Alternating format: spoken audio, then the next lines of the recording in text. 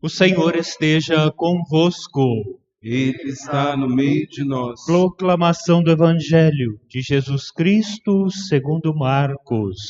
Glória a vós, Senhor.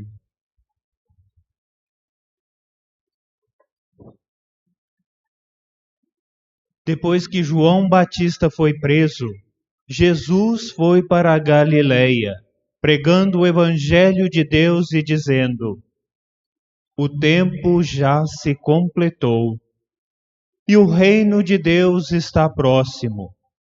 Convertei-vos e crede no Evangelho.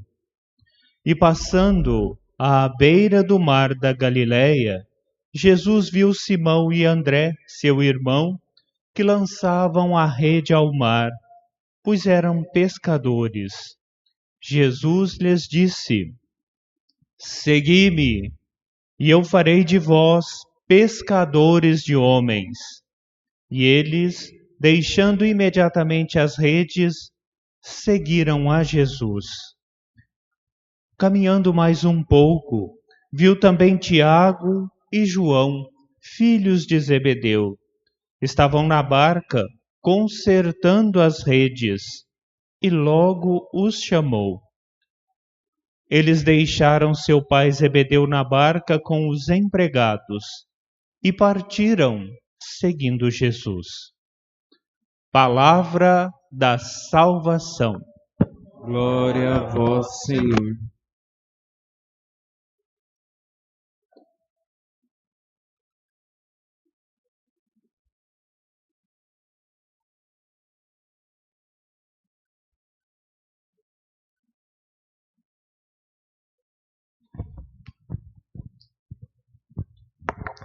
Então recebemos da Igreja de Deus esse presente. No seu dia, domingo, o dia do Senhor.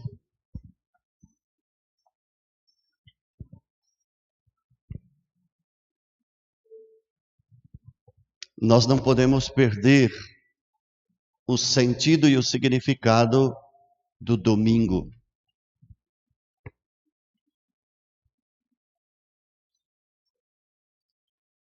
É o dia do encontro, o dia da família, o dia de repouso, de descanso.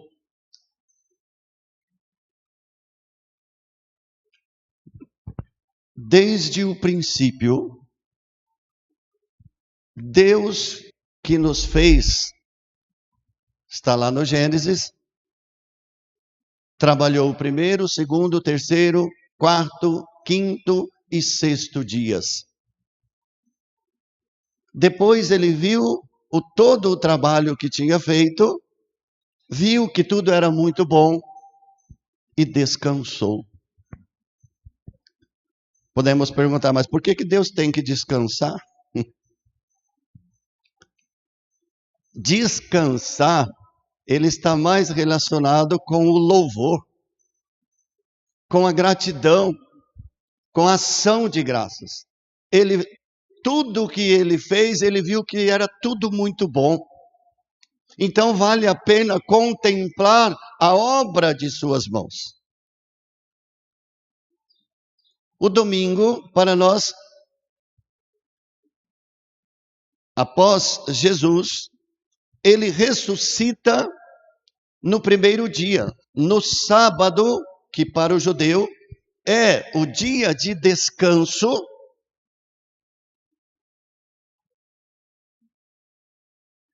A terra fica em silêncio. Porque na sexta-feira ele foi morto. E depois tem um santo que fala do grande silêncio do sábado. Ele estava dormindo. E no dia primeiro da semana, o domingo, ele ressuscita. E diz para nós cristãos que é o dia para a gente descansar, agradecer, louvar, meditar, rezar, viver em comum unidade a minha vida com a minha família. ir ao descanso, ir gozar as coisas boas que a natureza pode nos oferecer, mas nunca nos descuidarmos que é o dia do Senhor, o dia eucarístico por excelência, que refaz, ou deveria refazer, as nossas forças, para depois mais 6 dias de trabalho.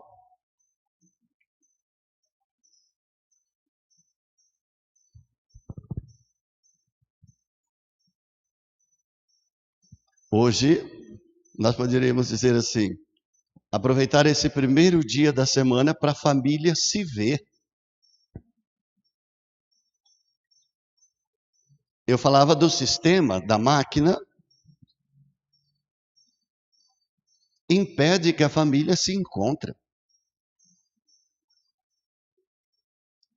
Quando começou a pandemia, era comum os comentários de famílias que estava difícil de conviver junto na mesma casa. Pai, mãe e filhos. Porque isso não é mais algo costumeiro. Se aguentar aí, dentro da mesma casa, 24 horas, em função da quarentena. Muito interessante. Comentários extraordinários. Eu ouvi, por exemplo, então, mas o pai, o marido, ou o homem da casa, nunca parou para ficar observando que o seu sofá estava rasgado, que a sua casa precisaria pintar e que não sei o quê. Começou a ter atitudes que realmente deveriam ser mais comuns possíveis. Quem sabe não tinha reparado um defeito da esposa ou do marido, ou uma virtude ou uma qualidade. Os filhos ter essa convivência com os pais. Olha, isso soou estranho. Não é estranho isso? Então o domingo foi pensado para este encontro fraterno, de partilha de vida, onde a família, com alegria, olha, amanhã é domingo, é dia de irmos à missa, comungarmos, nos alimentarmos da palavra, do pão do céu. Um Deus que se move, sai da sua eternidade, entra no nosso tempo e quer que nós descubramos o valor do descanso, o valor do tempo. Vivermos em família. Tem aquele ditado popular, diz que a união faz a força. Quem reza unido, permanece unido. Quem permanece unido, reza junto. Sofre junto, trabalha junto. Partilha vida, comida, salário, partilha tudo. Isso é viver segundo o domingo do Senhor, o dia do Senhor. E o que a liturgia nos pede hoje? Para tomarmos cuidado. O que vocês ouviram juntamente comigo, em comum, nas 3 leituras? Olha que processo interessante. O profeta Jonas foi enviado por Deus a Nínive. Aqui fala de uma cidade monstruosa. 3 dias para atravessá-la. Franca, será que eu estou aqui no extremo da cidade? Se eu sair, quanto tempo eu gasto para chegar no outro extremo? Claro que isso aqui é um sentido figurado. 3 dias é o número perfeito. Então você tem o tempo para anunciar a Nínive. Era uma cidade destruída moralmente. Idolatria, prostituição, corrupção. Um grande centro urbano geralmente junta todas essas imundícies. prostituição, corrupção de toda forma. Se vende, se compra. Que dia do Senhor! Que Senhor! Que Deus! Então a Nínive, a grande Nínive, é a figura do mundo, da sociedade, enquanto mundanismo. Incrível, mas a coisa está caminhando bem por ser uma Nínive, uma grande Babilônia. Por isso que nós, cristãos, não podemos descuidar para não sermos engolidos ou vítimas dessa máquina demolidora de valores, de família, de tudo aquilo que Deus pensou e viu que tudo era muito bom. Quem sou eu para destruir o que Deus pensou para me agradar? Para me fazer feliz e partilhar de tudo? Olha, homem, feito à imagem e semelhança de Deus, domine sobre tudo isso que eu fiz para você. Agora nós passamos, quando o pecado nos domina, aí nós passamos para um domínio de posse. É meu. E qual é a guerra hoje? Mundial. Eu quero para mim. Começa dentro da própria família a guerra do individualismo, do egoísmo. Partilhar que nada. Primeiro, porque tem que ganhar muito para se sustentar. Porque a gula, o egoísmo, acelera os nossos prazeres, as nossas vontades. O desejo de querer sempre mais. E se eu parto para esse lado, eu não quero saber quem está do meu lado. O outro se torna, nesta corrida maluca, se torna um adversário. Estou falando dentro da própria família. Quando existe a família que se preocupa um pouquinho em estar juntos, aí cada um tem o seu salário, cada um tem o seu quarto, cada um cria o seu espaço. Às vezes briga porque eu entro no espaço do outro dentro da própria casa. Começa por pouco se ver, porque marido sai numa hora, mulher também tem que trabalhar fora, porque os filhos vão para a escola, porque cada um vai por um trabalho, cada um sai num horário, e vira essa pandemia de desorganização, de falta de comunhão e comunicação. Aí nós nos anestesiamos e nos deixamos conduzir pelas informações visuais. O que acontece?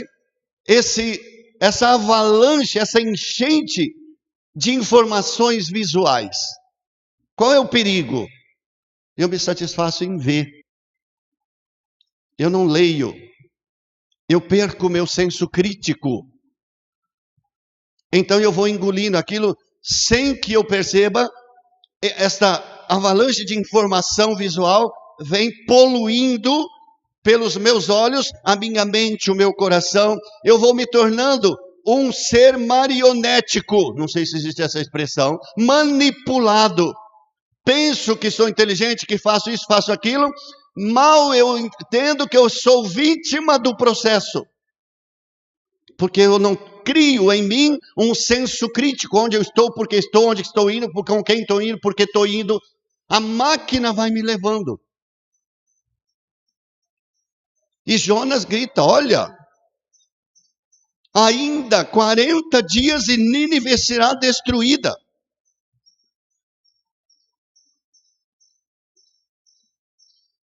O mundo será destruído. O mundo vai acabar? Não sei, alguns dizem que um dia acabará, porque tudo que é criado tende a um fim. Mas nós mesmos nos destruindo, significa, nós, seres humanos, para quem o mundo foi feito, nós o destruímos. E de que forma nós destruímos? Destruindo a natureza de Deus em mim. Sobra só a natureza humana, que é muito limitada e fraca, poderosíssima, mas usa esse poder para se enfraquecer.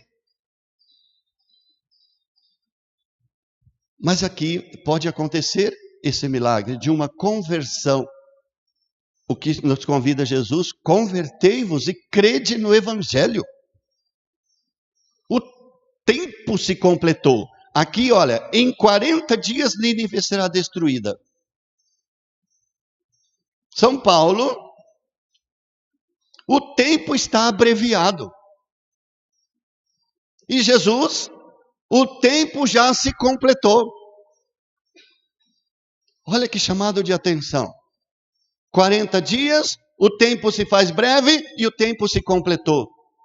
Ele foi a plenitude dos tempos e deixou-nos a igreja para vivermos o tempo da igreja. Na e com a igreja, sejamos um corpo unidos a Ele. Permanecei em mim, porque eu sou a verdadeira videira. De mim, você suga essa seiva que lhe dá o verdadeiro sentido da vida. Convertei-vos. Olha, desde sempre o homem é chamado a se converter, porque ele pecou, porque nós pecamos. Temos que aproveitar o domingo, as chances que nós temos. Escutem-me. E os ninivitas diz aqui algo, e os ninivitas acreditaram em Deus, aceitaram fazer jejum, penitências, desde o superior até os animais. E Deus não destruiu. E São Paulo vai na mesma direção. Irmãos, o tempo está abreviado. Olha, doravante, quem tem mulher, vivam como se não tivesse mulher. Precisamos tomar cuidado aqui, hein? Muito cuidado na interpretação, porque depois ele explica. É a questão da afetividade. Depois lá no Evangelho vai aparecer a questão da afetividade. Largaram pai, redes, empregados e seguiram aquele que os chamou. Pai, apego. Pai, afetividade. Redes, que era o instrumento de trabalho. Apego e depois empregados, aquela confraternização. Largaram tudo, mas largar como? Fazer pouco caso? Desperdiçar? Não. Descubram o que é importante na sua vida. Sigam-me, escutem-me. Acreditem em Deus, acreditem no Evangelho, nessa boa notícia. Os que choram como se não chorassem, que estão alegres como se não se alegrassem. Os que fazem compras como se não possuísse coisa alguma. Os que usam do mundo como se dele não estivesse gozando. Pois, atentos, a figura deste mundo passa. E Jesus nos chamando, Ele quer nos dizer isso. Saibamos aproveitar das coisas que Deus nos fez. E não permitamos que as coisas dominem sobre nós. Essa questão de domínio, ela é muito forte. Mas muito pouco percebemos essa questão de domínio. Eu quero dominar, mas eu não percebo que estou sendo dominado. Procure pensar com muito carinho hoje. Por que ou por quem eu sou dominado? Aí tem os espertalhões, nesta máquina devoradora que o homem criou para ele, e ele é dominado por este movimento inevitável que cada dia mais está sendo fortíssimo. Devora a minha consciência. Devora-me interiormente. O que é hoje para mim um valor? Para o mundo, o que é valor hoje? Nessa máquina do sistema, a pergunta é: quem é o homem? O ser humano. Meus queridos, acordemos. Acordemos.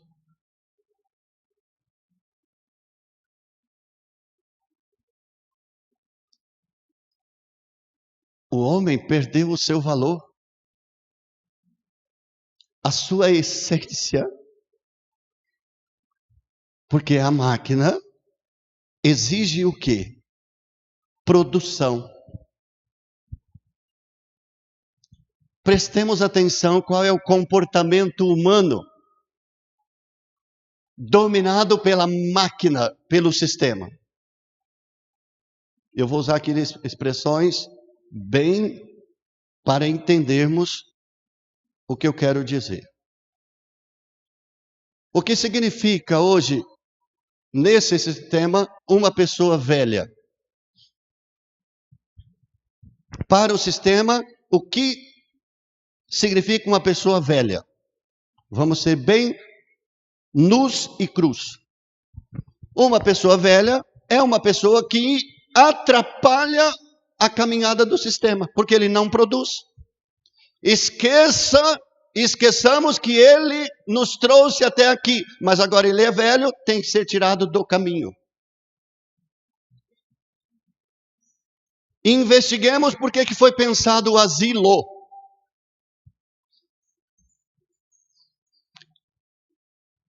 A família, estou generalizando, hein? Pelo amor de Deus. A família deveria ser o lugar do velho, porque foi ele que trouxe essa família. Uma vez que o sistema está correndo demais, nós não temos tempo de cuidar do velho, então vamos encostá-lo. Não temos tempo para o velho. Legaliza-se então uma eutanásia, muito comum, inclusive nos países mais desenvolvidos. Legalizemos também o aborto, porque uma criança na vida deste casal vai ser um atrapalho medonho, porque nós trabalhamos muito, não vamos ter tempo de educar e de cuidar dos nossos filhos. Um doente na minha família, pelo amor de Deus, me atrapalha demais, não dou conta. Então vamos hospitalizar, vamos internar, vamos procurar uma casa de não sei das quantas, porque nós não temos condição de cuidar de um doente. E assim vai. Nós vamos colocando tudo à margem, porque não pode interromper o processo. E a liturgia nos diz, olha, parem, por favor, prestem atenção quem está do teu lado. Preste atenção quem é o teu marido. Preste atenção quem é tua esposa. Preste atenção quem são os teus pais. Preste atenção no que os teus filhos estão fazendo. O sistema entrou porta dentro e trancou cada um no seu mundo. E quando não está trancado no seu mundo, está correndo e não dá conta. Tá? E eu estou fazendo o quê? Eu, Padre Lalém, que estou gritando aqui com vocês. Qual é a minha cooperação, contribuição nesse processo todo? Tem o que a gente mais ouve, quantas vezes eu já disse e pensei. Tá bom, padre, mas o que eu vou fazer? Quando eu digo o que eu vou fazer, significa o quê? Que eu estou a passo veloz acompanhando o sistema. Tem como sair dele? Não. Mas porque ele me leva para o precipício e eu tenho que ir? Será que é assim que funciona? Mas padre, o que eu vou fazer? Eu vou sair brigando? Não, não temos que sair brigando com ninguém. Porque vai ser uma guerra perdida. Jesus nos fala o que temos que fazer. convertei-vos e crede no Evangelho. Nos questionemos: qual é o sentido da minha vida?